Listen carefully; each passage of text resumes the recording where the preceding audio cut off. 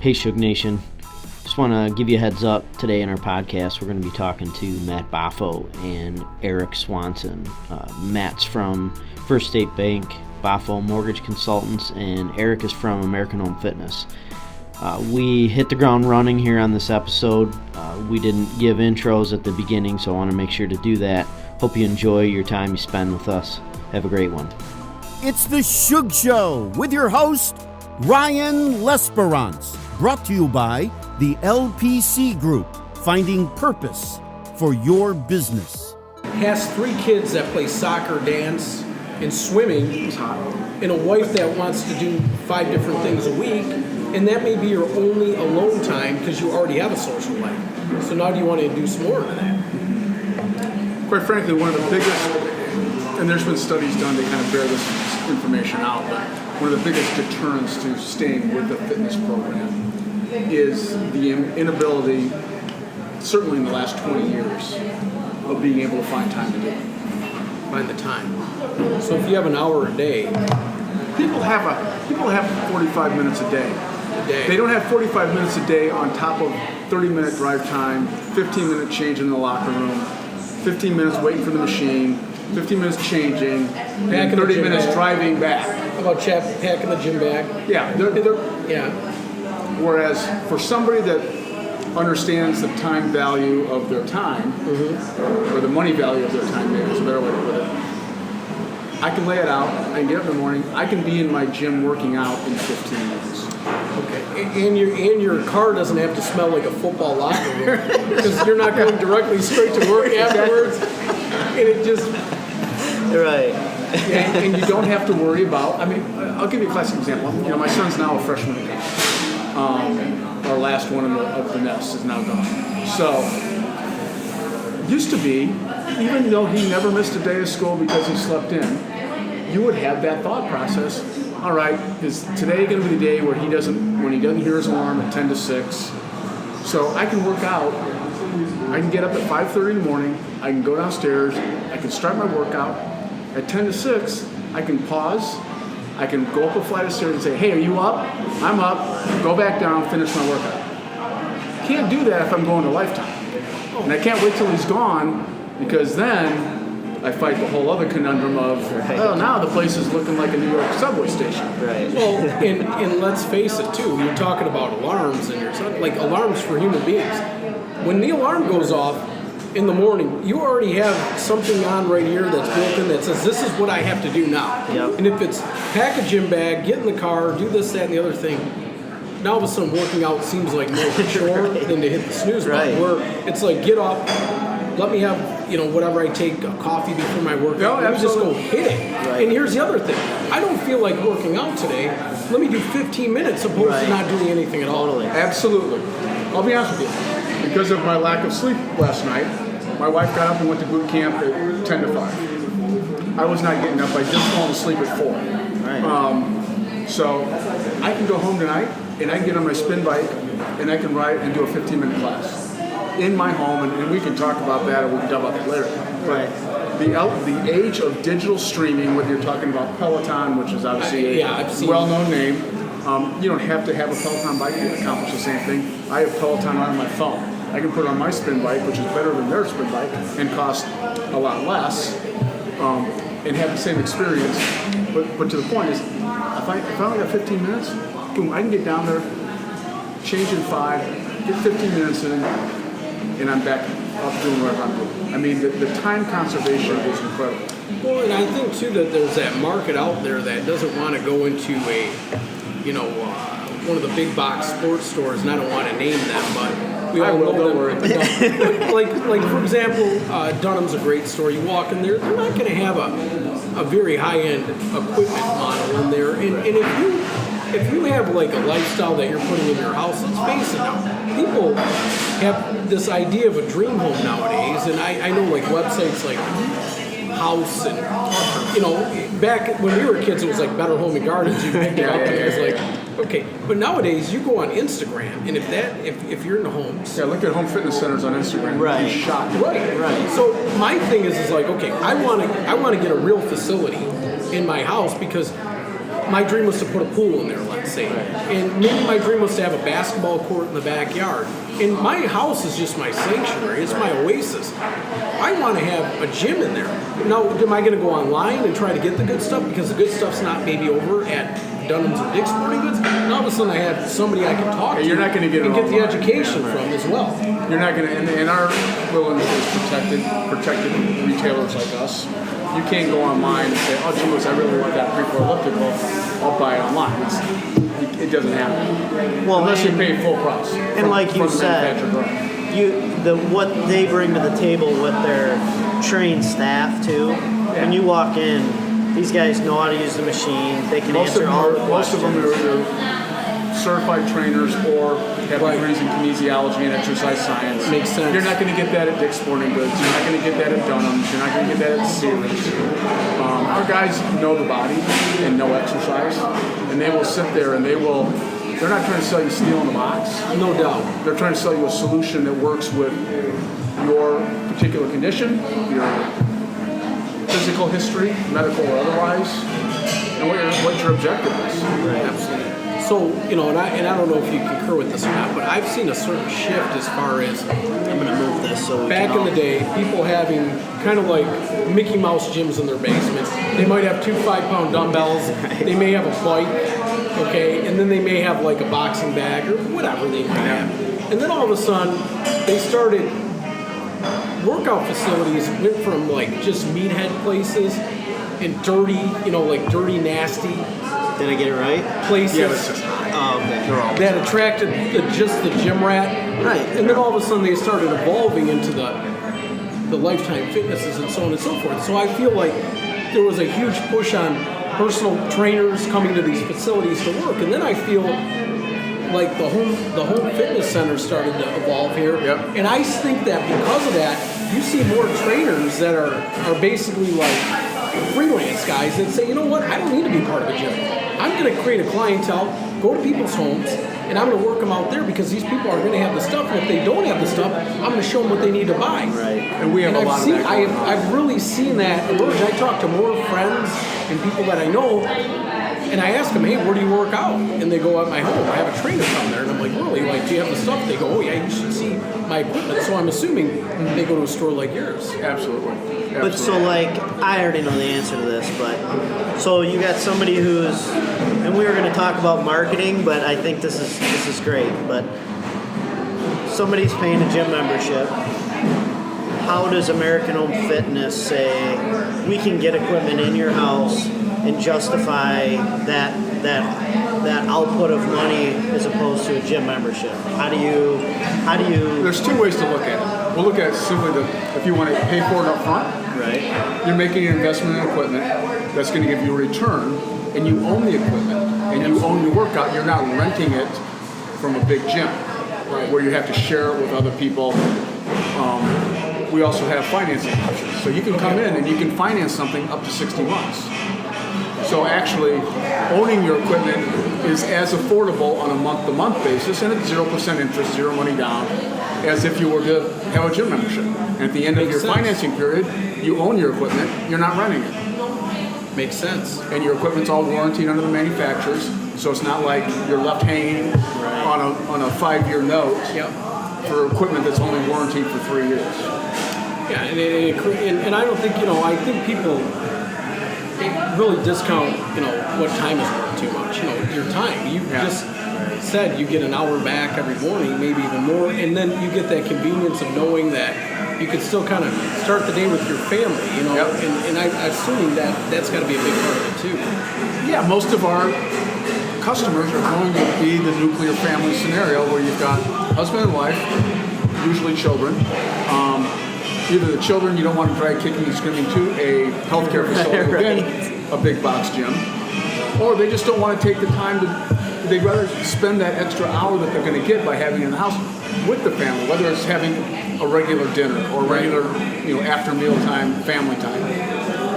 If you're too busy running back and forth to the gym, trying to drag the kids, trying to hit kids' activities, you never get to the gym. Right. It's true. Yep. We just did an email, was it this past month, newsletter that talked about reasons why we invest in home fitness equipment, quality home fitness equipment, and one of them was scheduling.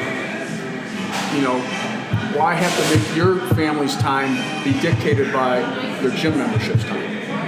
Oh yeah, getting back to the schedule. Mm-hmm. Yep. You know, I think like coming to this business in general, like when it comes down to it, you can kind of monetize any aspect of different businesses. Like I know a lot of times we talk about these guys that really hit the ground running at a large caliber, and you know they don't even have an assistant. You're like, what could you do with your time if you did? And when I say assistants, I mean quality employees involved, and you know it comes to everything. And then you see these high-gear business people. It's the same type of person that would have a gym in their house. Exactly. The same type of person when you walk into their office. Everything is efficiently ran where you just don't get a cup from the receptionist, you get a cup of ice. So you look at the dynamics of how certain individuals run their lifestyle and businesses, it's unbelievable. Sure. I actually, you know, I was reading the other day something where the guy was trying to start rationalizing value in his life. And he was the type of guy that would have said, oh my God, how many $10 a month membership fees do I have to pay to invest in my dream home gym? I can never get it back. And then you say to yourself, hold on, well wait a second. Let's really try to create the big picture. You're getting hours back a day to be with your family, okay? Which means you're getting more time to actually focus on your work now, okay? And you're getting the luxury of having this gym where it's no different than a person that says, look, why in the heck would I ever fly private? Well, I can guarantee you when you're flying private on a private jet and you go to the airport, there's not an hour of hoopla to get there and leave. Oh, no. That's 2 hours on your flight, right? Correct. So that's the same type of mentality. That's why that person pays a couple grand to fly private versus commercial. And then they get into that next level where they're like, I might as well buy a jet that costs several $1 million. Is there an ROI on that? Absolutely not. But when people say, hey, look, my time is worth something, and this is a value, that's the customer that you're really going after. The person that understands the time, value, luxury aspect of having the convenience of having a fitness lifestyle in their own home, I would assume. And one of the other values, and I know we've talked a lot about the $10 membership, and we all know that we're talking about the big planet. Mm-hmm. If you've ever listened, and I would encourage you as a businessman to listen to the CEO of Planet Fitness and one of the founders, he will tell you that part of their marketing and ROI is based upon people not using it. Right.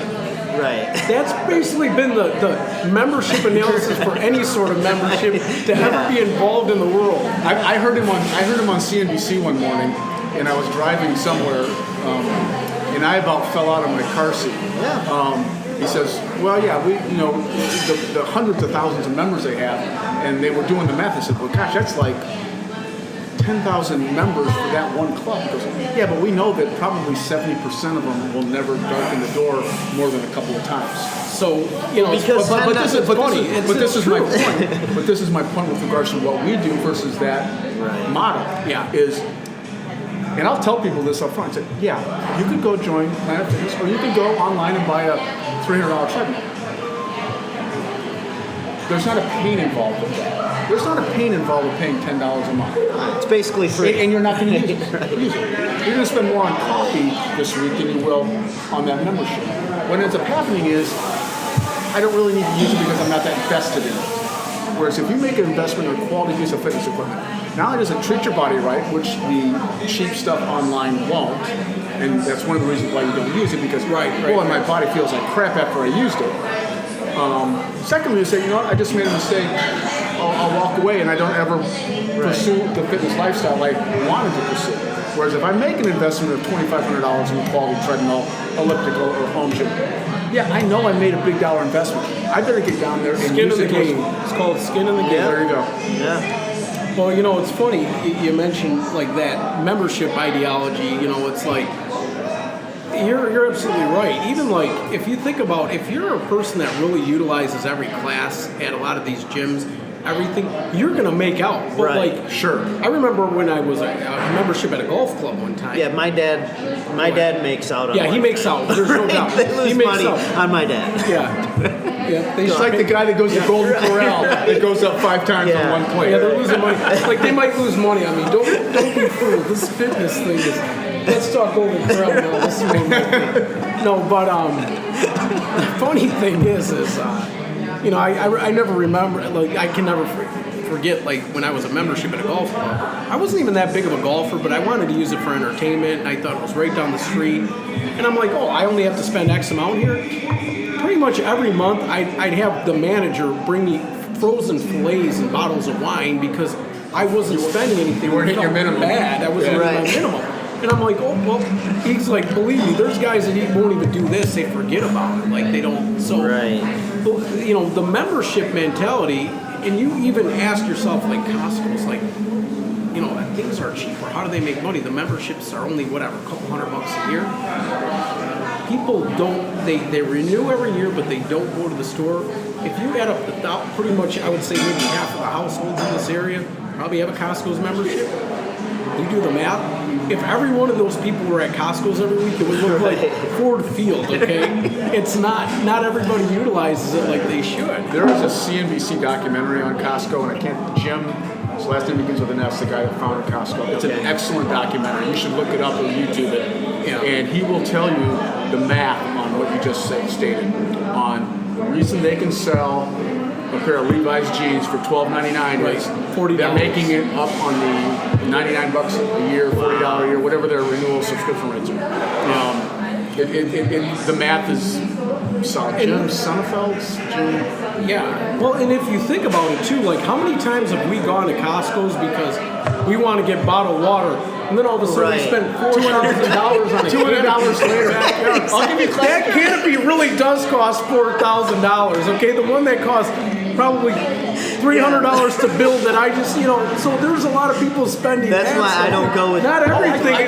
There's not all $12 Levi's there, right? I did this 2 weeks ago.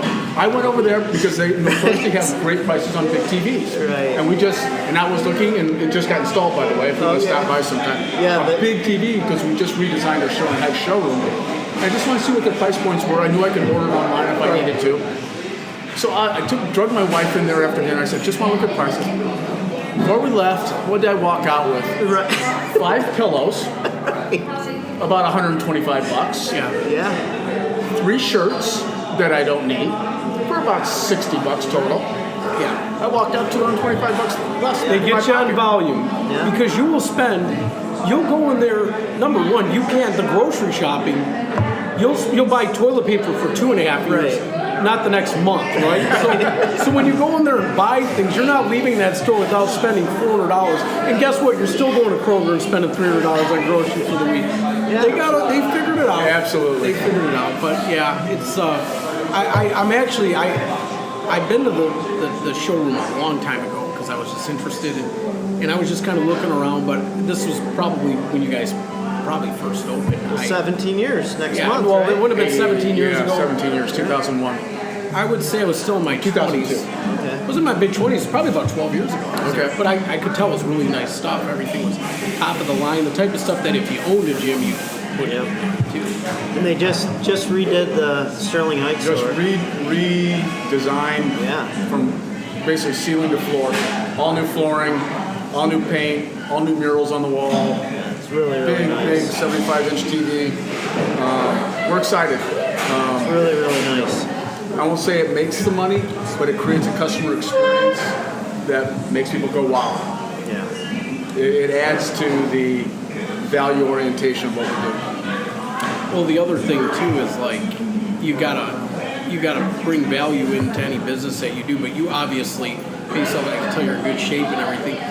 You are an element of your business. You take good care of yourself. It looks like you're probably in fitness. So when you're there, the experience you're giving people from the sales side to how you're training your staff is coming from passion you have. Absolutely.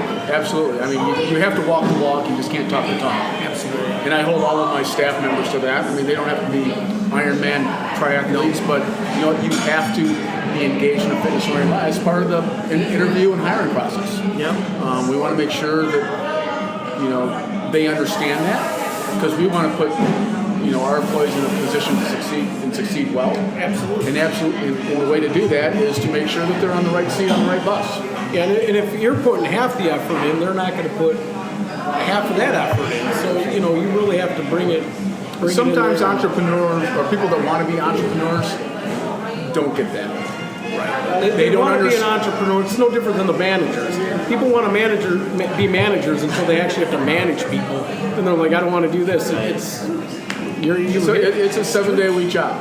Yeah. So I mean, I know we hit the ground running here. And my apologies. Not at all. You bring a microphone up. It seems to be the norm. Last time we got caught on donuts. The mic's on? Yeah. Last time we got caught on donuts. We did. And we've got Matt Baffo here again with us. Love having him. And Eric Swanson from American Home Fitness. And we've got Eric here because he's, like I had said before, 17 years. Yep. This year. We got a big anniversary sale coming up in October. Correct. And I know things have changed drastically for him, the way he markets his business. Now, I know this, but I don't think Matt knows where you came from, like originally, what you were doing before you even jumped into this. Okay. Big step.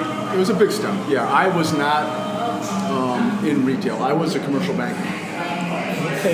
I grew up in finance. I got an MBA from IU in finance and marketing way back before Al Gore invented the internet, and was in banking from about 89 through 2001. And right before it started getting a little loose. I lived through Y2K as a banker, which was a fascinating process. But back on point, I got introduced to the business through my brother-in-law, who had been in the fitness industry for a number of years, probably since the early 80s.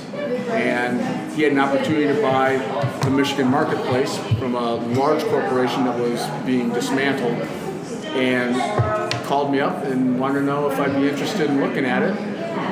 And I thought more from a financing perspective, but he said, no, I would need you to own it and run it with me.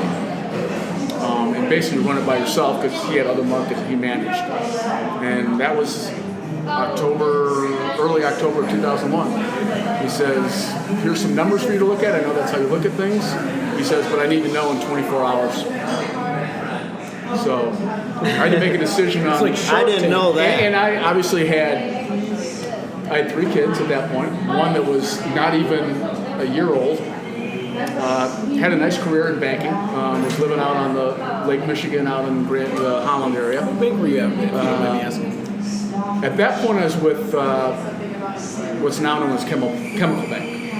Okay, so I grew up with Old Kent Bank. I was going to say, well, Old Kent became Fifth Third. Fifth Third. I left Old Kent Bank when Fifth Third bought them. Most people that live on the west side of the state were either, they either came from Old Kent at one point, because that was Kent County, Grand Rapids. Yep, correct.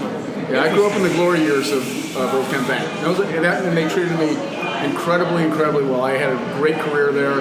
They gave me huge opportunities that I enjoyed immensely. The advent of Fifth Third, and that's a great super regional bank now, and I get that. At the time, I wasn't certain that I wanted to be part of that, and eventually transitioned over to Chemical Bank, which was my headquarters was out of Benton Harbor, but I had an office in Grand Haven, Michigan. So, and I had 24 hours to make a decision whether I wanted to take that career job versus work in retail for 7 days a week, and not knowing really what the outcome was. I had never stepped in a store before. Yeah. Wow. I didn't know that. You had 24 hours. And it was an interesting journey. I mean, I've learned a tremendous amount that is basically nothing more than the school of hard knocks. That education didn't come with the MBA. No. Right.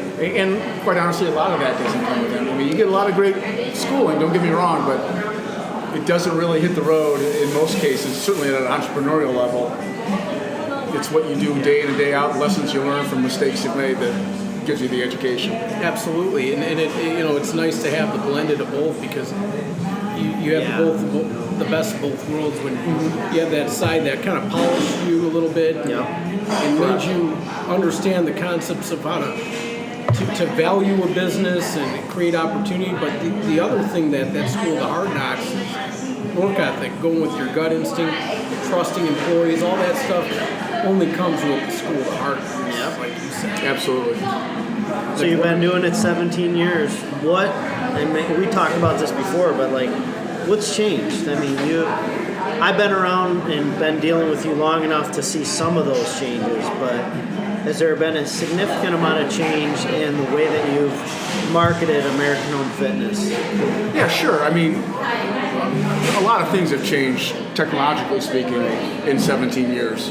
You know, when we were first involved in this, the newspaper still got delivered 7 days a week. It was still the average household's primary or secondary source of information, depending on where television fell, and specifically network news. And that was all good through probably about 2006, I would guess. Slowly, the internet became more and more prevalent. It really didn't impact us quite yet from an e-commerce perspective. You know, Amazon existed, but it was primarily... It was a smartphone that really got people out of that. The tablet, the smartphone, and the laptop. But, you know, we got into approaching the recession, and some of these traditional media outlets, Free Press being one, Ann Arbor News being another, subscriptions falling off, didn't make sense for them, I guess, from a financial perspective, to deliver the paper every day of the week, or in the case of Ann Arbor News, delivered it all. They went completely online. Well, what went from a traditional form of marketing our business, and everybody picked up the paper. I mean, during our seasonal side of the business, you know, 3 weekends a month, we'd have a full-page ad in the Free Press. Right. And there was a huge avenue of networking with people and getting the phone straight. Right? When you would run ads, you would see a correlation between an ad and people coming in the door. Absolutely. There was a direct, I remember him telling me, direct correlation. Big ad on a Sunday or Saturday. Typically Saturday morning. People in the door. Automatic. And that went away. Right. Right about the time of the recession. So you have two problems going on. You've got obviously a tremendous economic upheaval going on around the country, and very concentrated in our neighborhoods, where people were not spending money. And on top of that, even if you wanted them to spend money, you had no way to get the message to them. Right. Yep. And I mean, I'm kind of having a recollection that there was a time too where if you were a homeowner that wanted the newspapers, certain newspapers stopped delivering. Oh, absolutely. And then others upped their charges to make up for the loss of revenue. So you had, like, I remember my dad did just retired from Ford Motor Company, and that was like his thing. He's like, I'm not paying for this paper. Right. So like, I don't know what he did. Like, I think he just got the weekend paper or something, and he watched the news. But the point was, people were, during the recession, people were looking to cut whatever expense they would have to cut out just in order to do things like you said. And at that point, you know, everybody was hunkering down anyway. They were circling the wagons financially as a business owner, trying to figure out how to make ends meet. And so you just didn't have the marketing budget anyway. So as we crawled out of the crypt of the recession, let's just say 2010, 2011, you know, we transitioned to what we could afford, which was radio. Radio, high frequency based medium, so you got to buy a lot of it to be effective, just to protect yourself against the channel jumpers, and you got to pick the right stations, right demographics. That worked okay.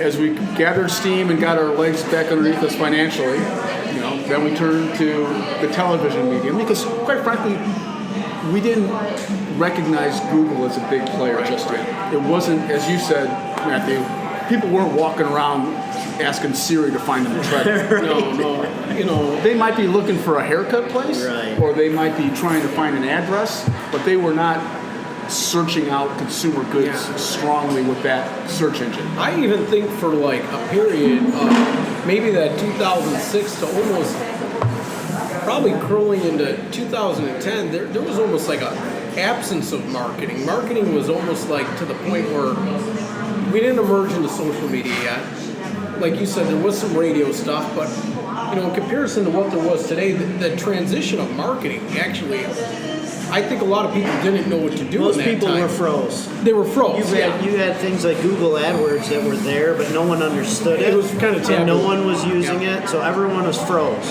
That's really what happened. You know, in radio, for a lot of companies out there, it's just not the cheapest method And you better be really pot committed in your brand and your marketing to do the radio stuff. Yeah. And that's part of what does lead to success, Matthew, is you've got to be committed to your message. You've got to be committed to the medium that you're going to choose.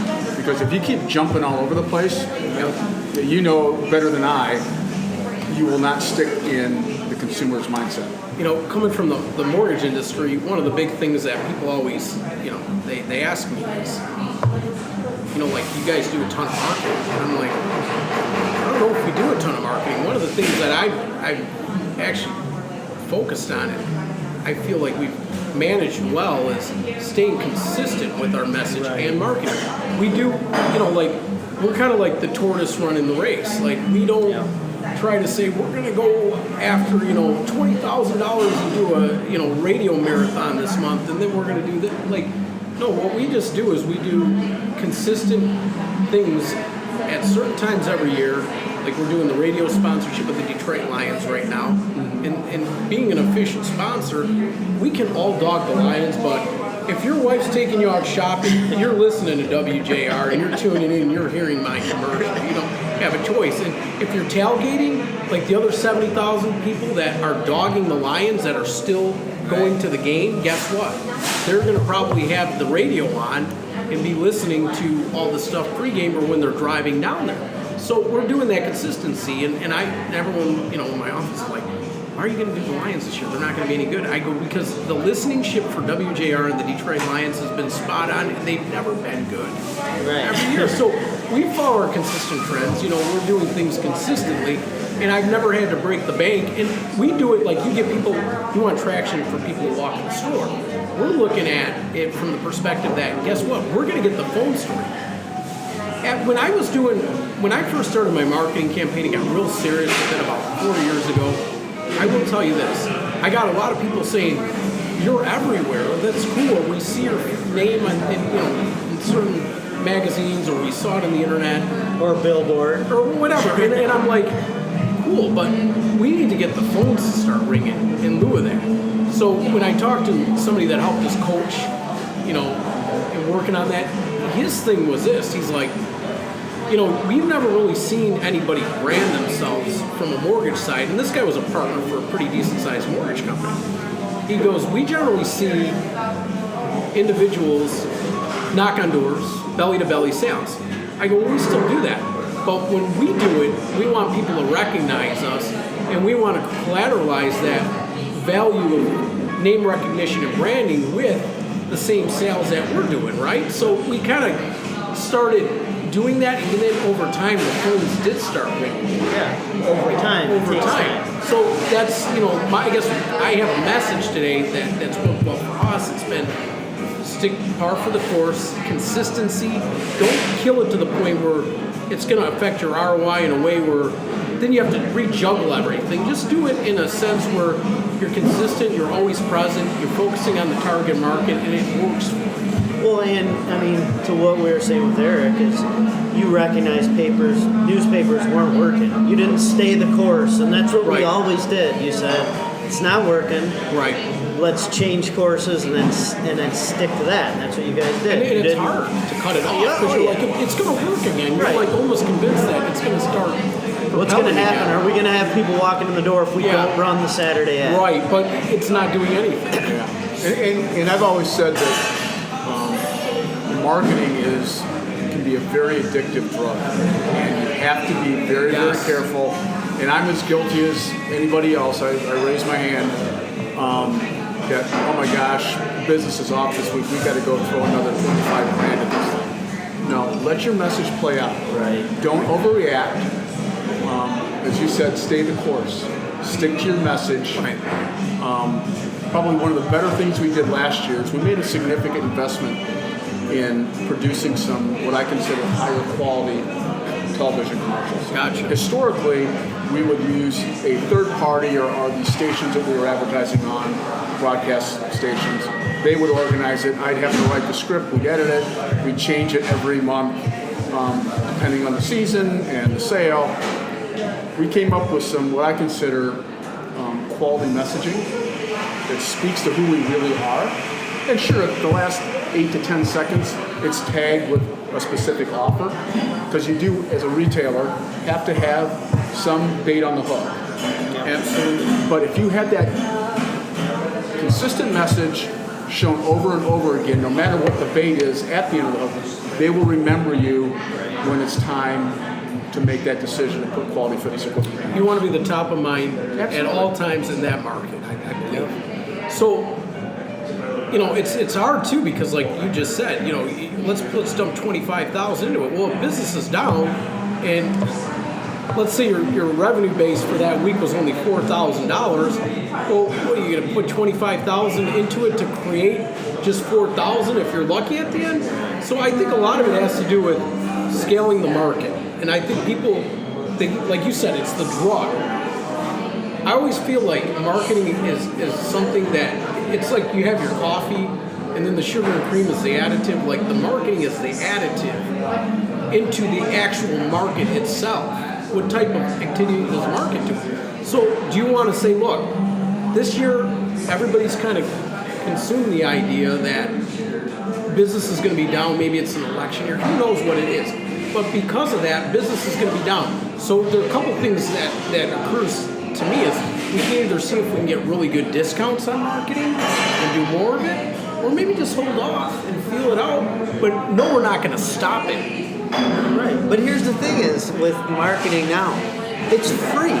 It is free. You know what I mean? You Like, can do a lot at the of end of the day, you got your phone, you got Instagram, you got YouTube, this podcast. I mean, like, it's free. It is free. At the end of the day, if things get tight, marketing does not have to stop. And like you guys are saying, as long as the message is consistent, if you put it where it works, take it out of the newspaper, put it into social media, put it into email blasts, put it into a video, that's what works, So I think it's interesting to talk about staying the course, but the message staying the course. If it's in the newspaper, if it's on Instagram, if it's on YouTube, whatever, wherever you put it, the message staying consistent. Not getting freaked out with, oh my gosh, sales are down, let's change the message. That's where people...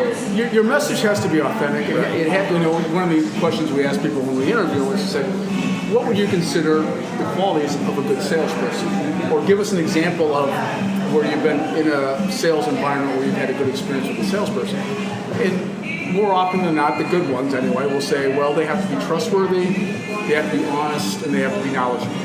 If your message, regardless if you're selling pancakes or treadmills, if you are authentic and you are credible / trustworthy and knowledgeable about what you're providing, people will resonate with that. Yeah. Particularly in this day and age when there's a lot of stuff slung around, and I'm not just talking about my industry or consumer, electronics or products in general. People just want to be treated with respect, and part of that process is giving them information that's authentic and credible. Well, and they want to know that you're in it for the long haul. Yeah. Like, are you just going to sell me this treadmill and then you're gone? Are you going to provide me this mortgage and then that's it? You know what I mean? People want relationships. They want to know that you're in it for the long haul and you care about them. So I think this is good stuff. Well, I like what you're saying too, because like people want to know you're ethical, and I love when the most attractive type of business I see is when people are willing to share their story of how they started. Right. And maybe even they're like youth, and you guys have done an awesome job with the Shugg effect, and basically telling your 3-generation story now of how your business has evolved in marketing, but you've had to evolve with it because you are the marketer. And it hasn't been easy. Right. That's the other thing is this is not easy. It's not all about, taking pictures in front of fast cars, and this is tough. It's not easy. Ups and downs come along with it. It's really, to think about the way it's evolved is striking, because let's sit back even 5 to 10 years ago and just, you're explaining to me or I'm explaining to you guys, like, this is what we're going to be doing in 5 years. We're going to sit in a Starbucks. We're going to take this microphone. We got a camera right there. And we're going to talk about our business. Then we're going to post it on this site called Facebook. Right. And everybody's going to see it. And you're like, now. Sounds stupid. He's like, right? well, what am I going to do with the free press and Detroit News? Right. think about the culture shock. This is what we've evolved into, and it's no different than saying, like, 100 years ago, the assembly line was created. Now you have all these high-tech cars that can parallel park themselves. We have to evolve with everything we do, no matter if it's technology, no matter if it's mechanical, industrial, visionaries, with marketing, no matter what you are. And your customer's going to demand it, Matthew. Totally. They're going to demand that you're on top of it. And we have found that, and I'm not going to say our industry is maybe the most upfront on being in the cutting edge of this stuff, but as we talked about early on in our conversation today, the advent of digital fitness streaming, the Peloton bike, those digital streaming classes that are available on your phones and your tablets. That's what people want. They want. If they're not going to go to a health club because they want the same experience in their house but with the convenience and comfort of their own home, they still need some motivation. So we partnered with different companies, Active being one. Just did one this morning. Just did the one this morning. I just did a workout with Active this morning. That gets people using the equipment, getting the results they want. Again, we're not selling steel in a box. We're getting people to what their goal is to be. Whether it's losing weight, whether it's getting ready to run a 5K or a half marathon, whether it's just getting stronger or correcting a muscle imbalance or rehab. Picking up chicks, whatever. Exactly. Certainly the vanity side of it is part of the benefit of being in shape. But you've got to stay current with what the consumer expects and be able to deliver that on a marketing plan. And it's funny too because you look at people are like, oh, I couldn't rationalize paying that much for health. It's a pretty expensive piece of equipment. But I think they're smart enough to know that once people buy one, they have it. And it's there, and they're going to use it like we talked about earlier. It's a community thing. It's a community thing. It's a community thing. It's a community thing. I'm going to get on the Peloton or a bike from American Home Fitness and throw my iPad up there and join a class so I'm not sitting in my basement by myself.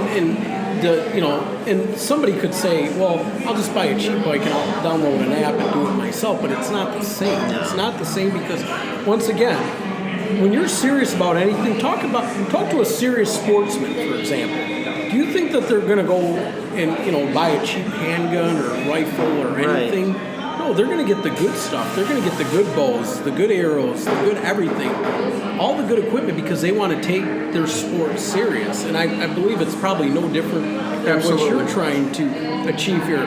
Fitness has become more of a culture than I think it's ever become.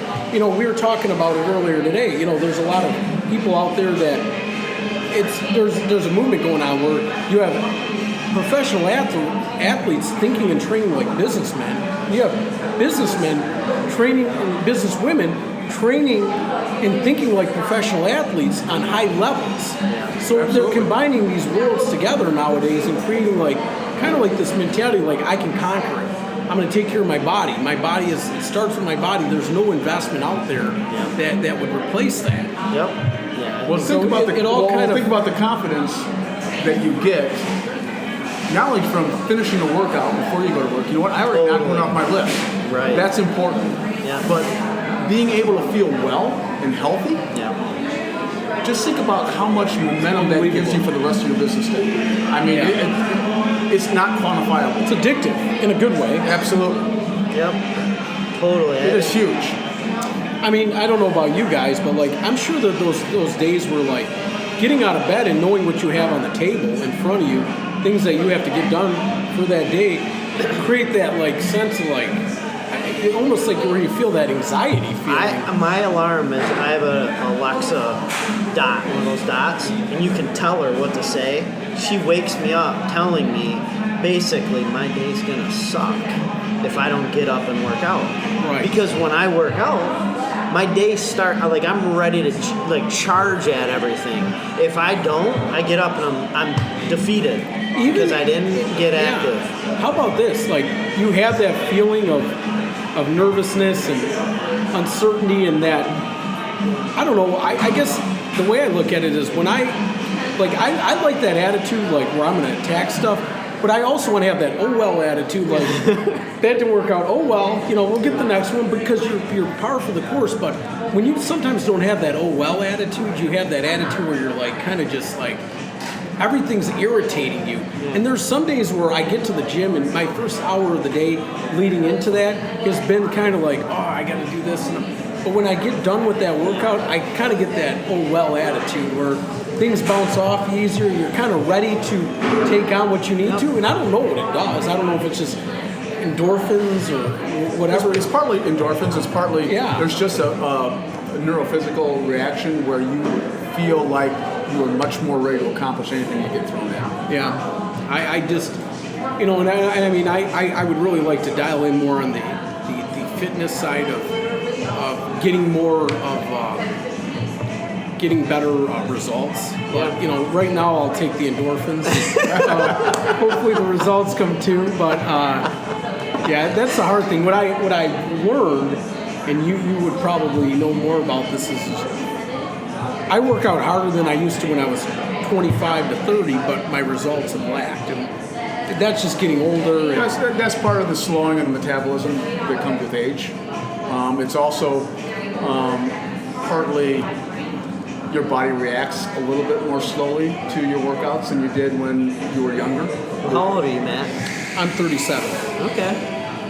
What's your take on supplemental use through testosterone replacement and HGH? Because I ask that because I know there's kind of a huge captive audience right now out there that is getting into it. We've talked about this. And they think it's fine, and I'm scratching my head. It's like, okay, so you guys found a doctor that's willing to give you stuff that only professional wrestlers and linebackers used to take, and now you're maybe an accountant that takes it. I mean, people are getting into that. How do you feel about that? I'm not a big proponent of it.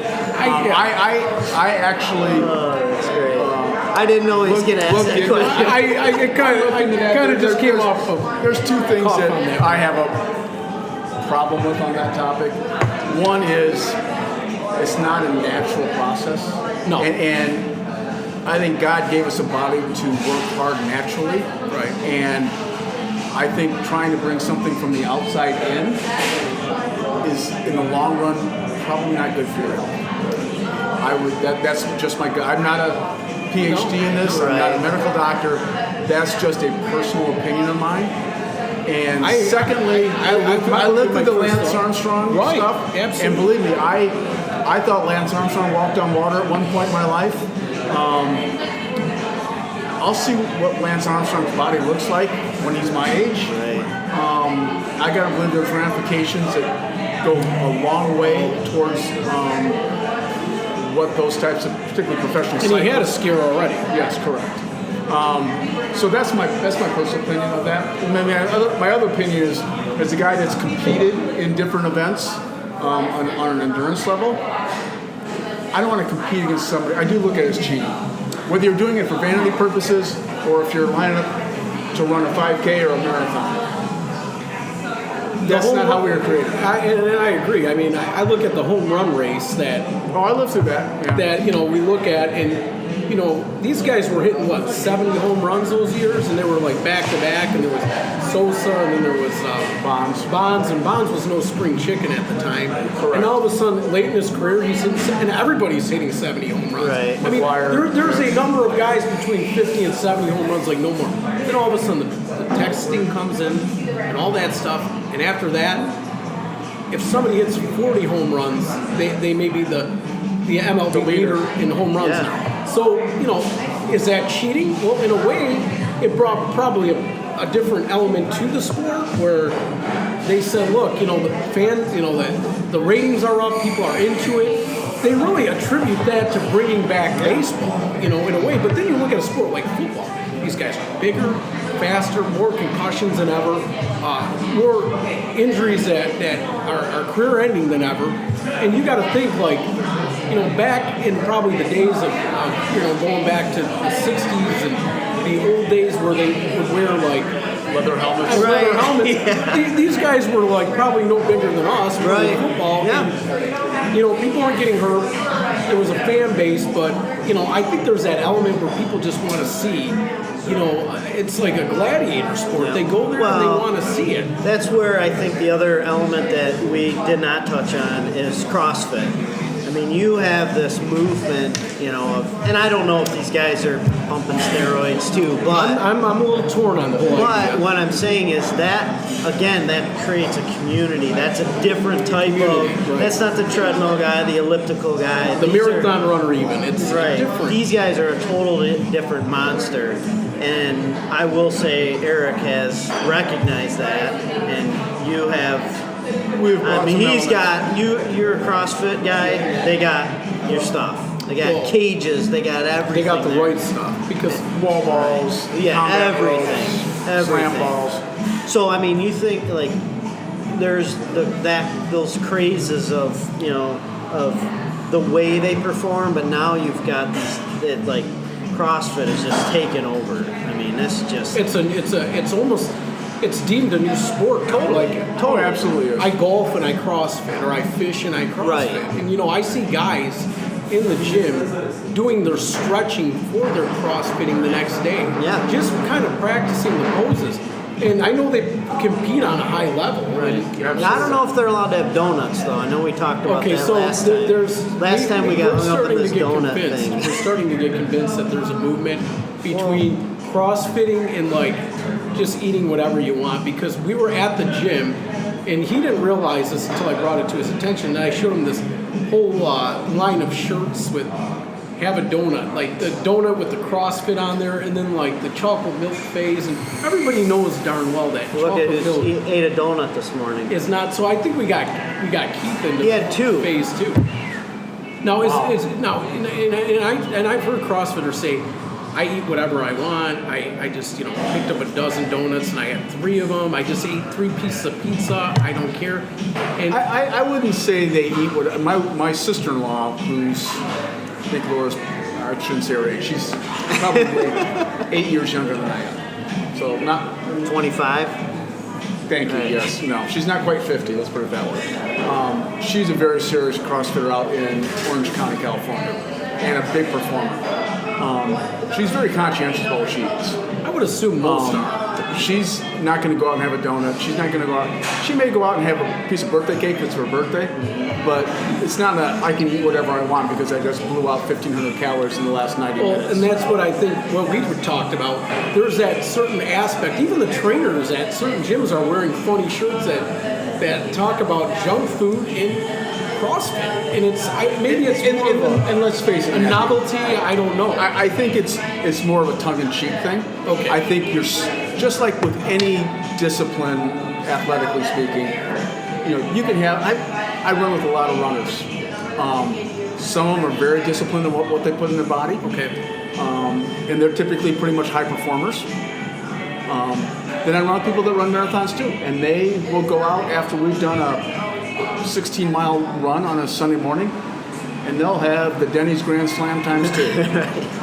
And that's okay to a certain degree because they deserved it. They've burned a couple thousand calories, but I don't think you're going to see any a box it's not of happening Denny's every day. Correct. See, I have, the biggest thing is, in my head, I'm going to eat the tomato slices and egg whites, and then when I get to the restaurant, I get the toast with the butter on it, the skillet, throw that cheese in there. Yes, I'd want that too. Yep. And so it's a mind over matter thing, the dieting thing. It's just more of a mind about moderation. I never say mind over matter. It's a mind about moderation. You can have, a cheese omelet, but maybe make it a 2-egg omelet instead of a 3-egg omelet. Right. Or maybe just not do it 7 days a week. Correct. So, and I think most good trainers and athletes will tell you that, is that, there's never been a restrictive diet that's ever been long-term success. So how affordable is a at-home trainer? Like somebody coming to your house, you bring in all this equipment, and we get the active. I know American Home Fitness has got its own app coming out. We got all this stuff, but I just can't make it happen. I have no idea. I don't know if you guys know. Is it really expensive to have a trainer come to your house? And I think it's a double-edged sword, because I think that the trainer is going to probably charge you a little bit more per the convenience of coming out, but then you have to understand that you're not spending money on the gas, the efforts, the time to go there. But on the flip side, that trainer doesn't have a facility. So if they work out of their house, maybe their margins go down potentially I don't know. in some form when they're. Here's what I found, and I've had Eric Reed come into my house and work with me directly from time to time. She's not going to charge me as much because she doesn't have to pay an upcharge to a big box gym. Okay. You gotta remember, those trainers that are working in fitness centers, they give a significant cut, 50% or more, to the facility for the use of that facility. So if somebody at big fitness facilities having their trainer charge you $100 for a 60-minute session, and they're taking $60 of that, the trainer's only making $40. Right. Gotcha. If you have made an investment in a nice fitness center or fitness room in your house, you can probably talk to that trainer and have them come into your house. I'm not going to say they're going to do it for $40, but maybe it's $50 to accommodate gas and drive time. But you're still saving $50. And not that you sit, and I'm not trying to negotiate a trainer's fee here. No. But what I'm saying is, they will also have the benefit as your trainer of having specific equipment. They don't have to work around other people in the facility. Yeah, that makes sense. You are going to get a much more efficient workout because I'll tell you, man, some of the workouts that Erica would put me through, we just had it lined up in my gym, man. It wasn't like I had to wait for somebody else.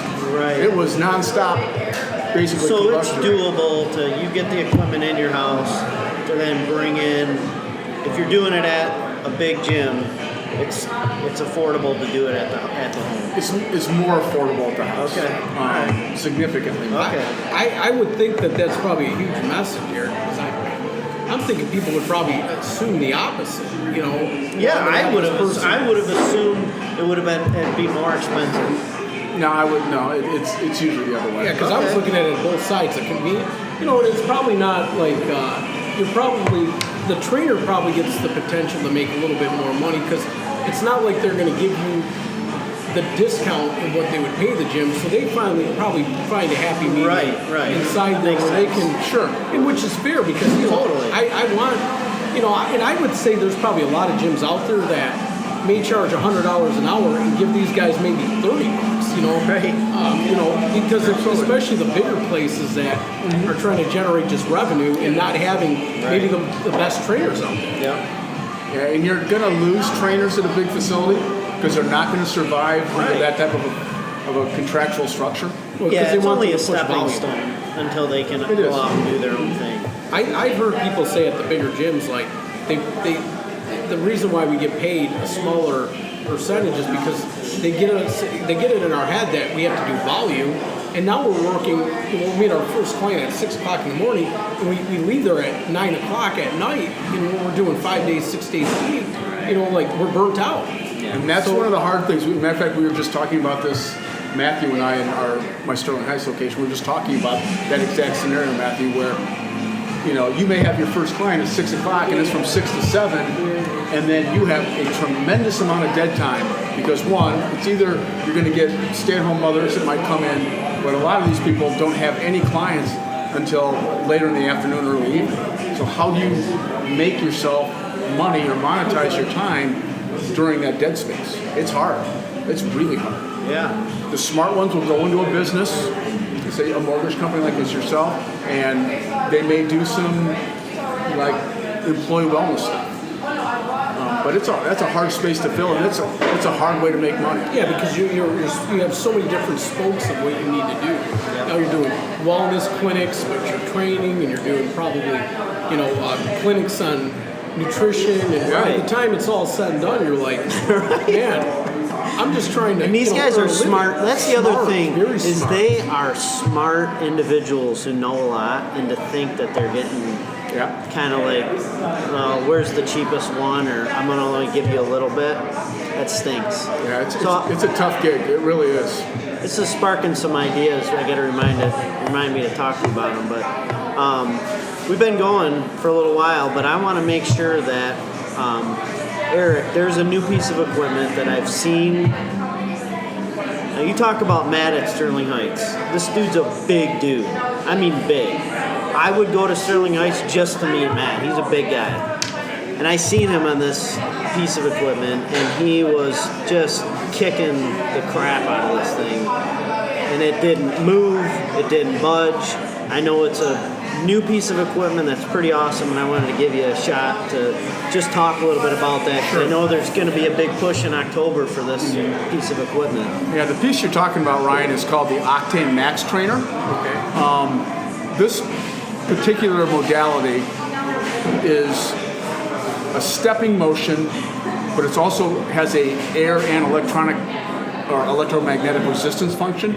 So it is, the harder you work, the harder it pushes back at you. And people will know the name Max Trainer because this has been a Bowflex model for probably 4 years. I mean, Bowflex has parked about $250 million, $250 million in marketing of the Max Trainer model over the last 4 years.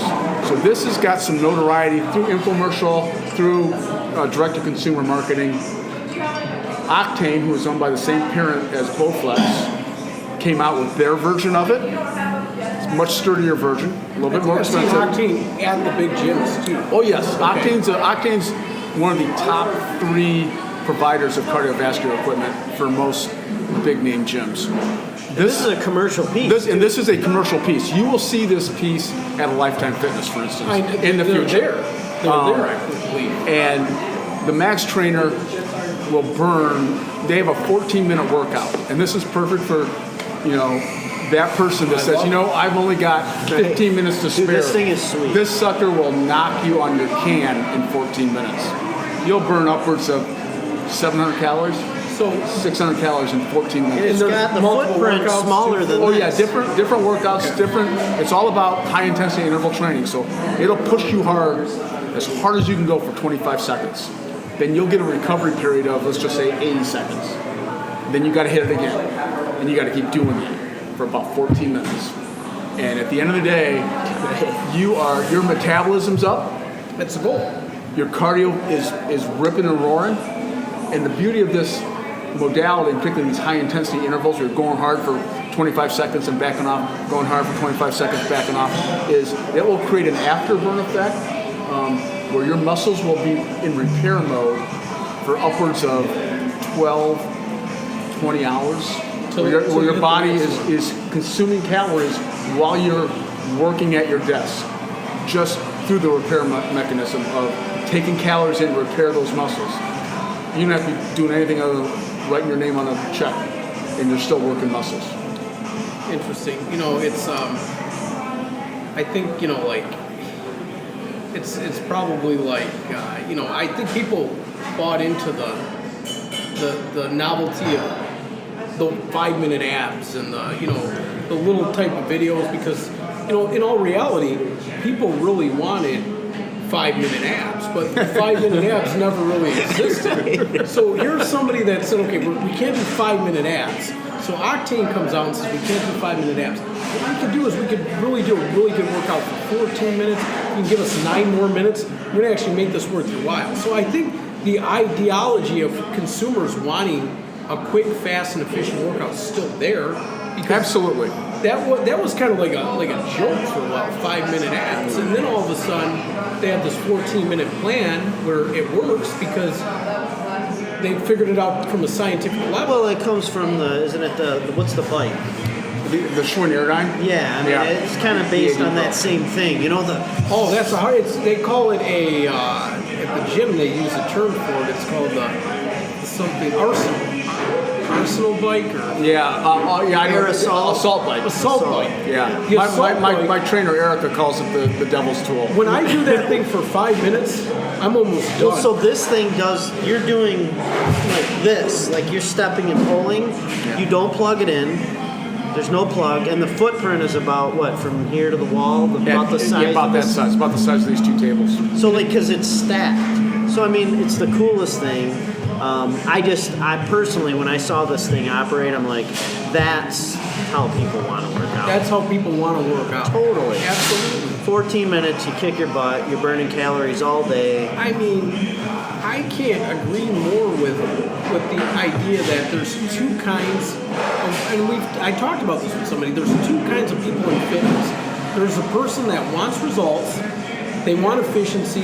They'll do it in a dungeon. They'll do it like in their basement. They don't care, and they want it. Maybe they want good equipment. Maybe they just want to do it themselves. Maybe, but then there's that other whole fad that like you got the big box gym, and then all of a sudden you're putting Lululemon, shears up high because every person at that gym has to have designer clothing with the shoes and this and that, but they have to have all the special protein and it doesn't stop. So so is it just geared towards like there's so many different markets? There's people that want to really get a real workout in and get it done quick and time efficiently, and if that means in their house, they're going to do it there. Well, I think that even the people who are serious at the gym, I'll use my dad for example, he's still going to he's got one of Eric's treadmills in his basement, and I think some dumbbells. Yeah.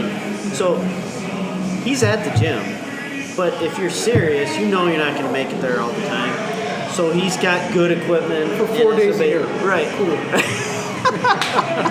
Well, for him, most people, it's going to be more than that. So I just think it's a really cool piece of equipment that... I appreciate that. Yes, it is. We're excited to have it. We've been waiting for it for about a year. It's finally here, and we're already selling through them like crazy. That's awesome. How much does that go for? It is about a $3,000 piece. So, I mean, it really does not cost as much as somebody would think. If somebody's spending $100 a month at the gym, their break-even point's really right around 2.5 years. Really. Correct, yeah. Which is not all that bad at all. So, I mean, I think with the financing that they can offer, people would be surprised at what they could put a gym. I mean, like, anything you would be able to do at a big box place, you would be able to do in your basement and be able to be shelling out the same amount of money.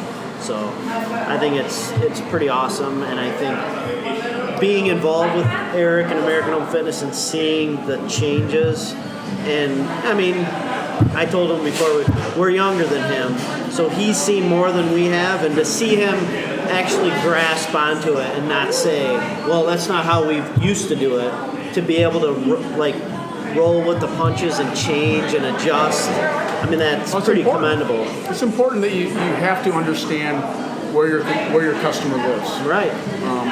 What are they doing? For the longest time, I wasn't so sure about Google AdWords. We talked about that. Yeah. Well, as a consumer, I know how I shop. And you know what? If I need to find a good battery, I'm going to Google where can I find a battery for my lawnmower. And it comes up Battery Giant, well, I'm going to probably frequent that place. Right. One thing that we haven't talked about, if you don't mind me just... No, go for it. I don't know where we are in time. We've blown out every time we say, and we keep going, so it's great. And you probably understand this, but this is hypercritical with the advent of technology and the advent of Google and search engines, is creating a reputable representation on the internet. Specifically, Google Places has been called all sorts of different things. They keep morphing the name, but we have 7 locations. Each of my market managers or store managers is charged to solicit, I won't shy away from that word, reviews of their store from their customers. Hopefully they're positive, and 9 times out of 10 they're very positive. And those go up on Google Places. We send out an email to our customers and say, thank you for your purchase. We can't wait to hear about your successes. If you wouldn't mind sharing with others about your experience with us and in store, as well as maybe during the delivery process, could you click on this link? And it's a link to their specific store's Google Places, and share with that. That elevates not only your search engine results, but when they type in treadmill sales, Precourt treadmill sale near me, and it pops up American Home Fitness Sterling Heights, they see that store's got 55 5-star reviews and all these different accolades, hopefully, about their experiences.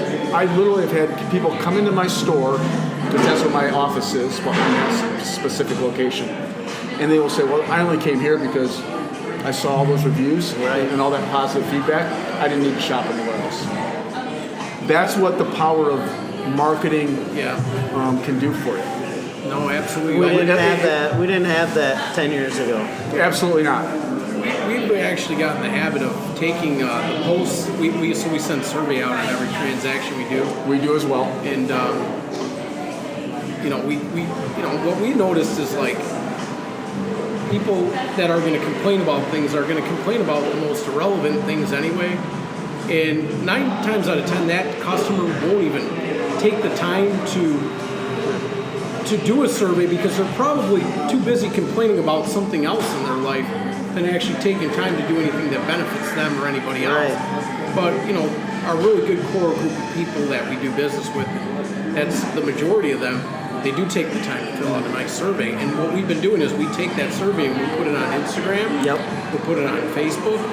And then people are like, they see it, they like it. And it actually at the bottom says this customer is given, they've given us the authorization to share this, and their initials are on there. And it's an actual testimonial that we take right off the site. So it's nice for people to see that because then they do understand that you're not just saying you do a great job, or you're not just saying that you're in business to do whatever your goals are, but when you have the raving fans out there that are doing the work for you, that is kind of the new way of advertising. A lot of people who are even younger than us, they won't go somewhere unless there's 4 stars.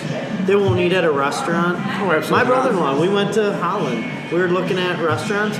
If it was not 4 stars or higher, he would not even consider it. And if somebody's not careful about how they put those surveys out and the companies they use, it's not fair because if you're not using the right marketing company, you might only attract the negatives and you're not getting the positives. I'm not saying I necessarily agree with it, but that's just where people are going. Well, and we do send out surveys to our customers post-transaction. Not so much to share those specific things, but we use those as teaching tools with our staff. Right. If somebody says, some of the questions are very pertinent to how we handle them in the store. Did they show you a breadth of equipment that satisfied your needs? Yeah. If they say no, then we want to talk to that staff member and make sure that when people do come in, they're asking the right questions and exploring all the different opportunities that we can with each customer that comes in the door, because that's how we're successful. We're not successful by having tunnel vision with regards to the products that we offer. We have 15, 16 treadmills in each store. We have 12 to 15 ellipticals in each store. We want to make sure we find the right one for Matthew and his family that's going to serve their needs to get them to their goals so that they're successful with whatever their life's ambitions are. It makes sense. Yeah. Yeah, no, it makes sense. It's definitely eye-opening to get some of these surveys back. And sometimes people give us all 10s, but they'll put one comment in there on ways we could improve. Mm-hmm. And I take it with a grain of salt, and it's eye-opening. Or sometimes it's something you're trying to improve on already, or it's something that maybe staff has gotten a little overconfident on and got out of the habit of doing certain protocols to that part of the process. No matter what it is, it's always good to get feedback. I can tell you, I know that there's companies that don't do that because they're scared of what kind of feedback they will get. And they know they don't do things right. And they know their main component of being in business is their bottom line. Right. And if, you just won't survive longevity nowadays. Absolutely not. If you're not in the relationship. And, every customer should be not only a relationship, but a relationship in business to me is somebody that continues to come back, feels comfortable with you, can call you even on the weekend, and wants to refer you business. I know people that don't want to refer business to other people because they say, I generally will get negative feedback, or I just don't want to hear about it if something goes wrong. Right. And I think a lot of people are nervous about that. So if you're getting referrals from people to go buy more equipment, or to create a home gym like somebody else's that they've seen in somebody else's house, that means that they're confident enough to give you guys that referral. And that is a huge part of business. Absolutely. I think people have gotten so like, I said earlier, like the marketing is just an additive to your business. It's not your business. If you're not doing a great job, marketing means nothing, because when people get into doing the actual deal, it's not good. What the marketing should do is just be an additive, because the best marketing out there is a satisfied customer. That's right. And I think that's why taking these testimonials and using them to re-educate your staff, re-educating yourself on how you do your business, or using them for social media, whatever the case is, may be one of the strongest components to business right now. And I think that's why these companies like, what's the one that you hear all the time, the rating, there's the Google star, but the other one, Yelp. A lot of people go on Yelp because they want to know what the experience is out there. And that's why it's interesting whenever we talk to customers or clients or potential clients, and they want to talk about their marketing, and I'm like, but are you doing it inside? And they're like, well, we don't want to worry about that. And it's like, seriously? Like, if you're not doing it inside, I don't care what we tell people out there, they're going to feel that that's a big fat lie when they walk into your store, or that somebody calls and the person who answers doesn't even want to talk to them. It goes back to authenticity. Yep, totally. So I really appreciate your time today, guys. I know that both of you are extremely busy, and it's not easy to carve out some time, but once again, I think it's been good to have you here, Matt. I look at every opportunity to talk to somebody like Eric as a learning experience for myself, and something I'm trying to grow, and just to know that people, let's face it, growing a business and being in business is not a job. It's a lifestyle, a struggle with a lot of different, sure, there's you get paid back, there's a lot of different positive paybacks in it. But at the same time, it's a journey. Well, how many ideas did we have while you were on your way? We were talking, like 10 ideas about what we could do here, what you could do outside of this. When you get with people who are like-minded and are excited about what they do, it's not hard to have new ideas come up. So I think this was great. I really appreciate it. And next time we're going to be at Daddy's Donuts. We will be at Daddy's Donuts. So now we're talking about the fitness. Now we're transitioning to the whole donut thing. Yeah, right next to Hanson's, I think. Correct, yep. So we're going to be at Daddy's Donuts, and we'll be... Not that I would know. Yeah.